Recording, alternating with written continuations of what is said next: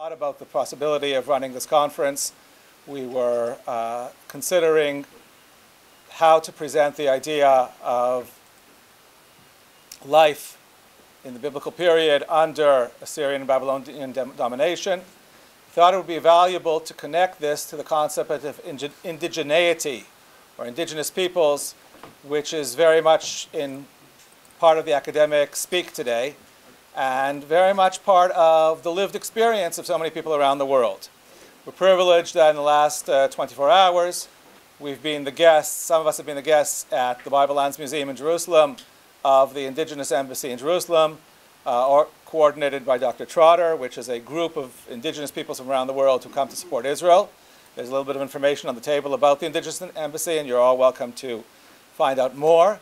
And this morning we heard a little bit more about indigeneity from the people who moved from Iraq to Israel 50 years ago and experienced what it was like to be an exile for thousands of years in a country and then finally cease to be exiles and come back to Israel, which is a sort of very, very interesting example of very, very, very, very, very, very long-term preservation of indigeneity. So we will, at this point, move to, after a day and a half of discussions of indigeneity, we'll move to a scholarly discussion of texts and of concepts and of how people react textually to being dominated by other peoples.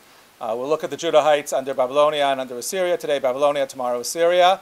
And we're going to make that transition from the discussion of lived experiences to the discussion of the scholarship with a talk by Dr. Trotter. First, it's our honor and our privilege to invite our dean, Professor Michael Avioz, to welcome everyone and also to thank you for being here despite the lack of air conditioning, which we are trying to fix. Thank you, Sean, and welcome all to Bar-Ilan University. First of all, let me apologize for the non-air condition. It started this morning with surprise. We apologize for this. Now I can understand how it looks in Europe, in certain countries which they don't have any air condition.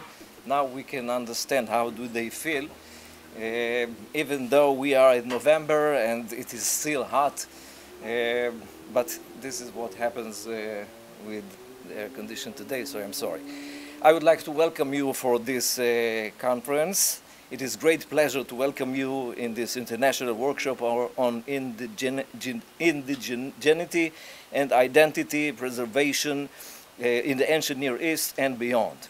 Over the next 2 days, you will explore how questions of belonging, rootedness, and cultural resilience, first articulated in the landscapes of ancient Israel, Judah, and Babylonia, continue to shape our understanding of identity and peoplehood today.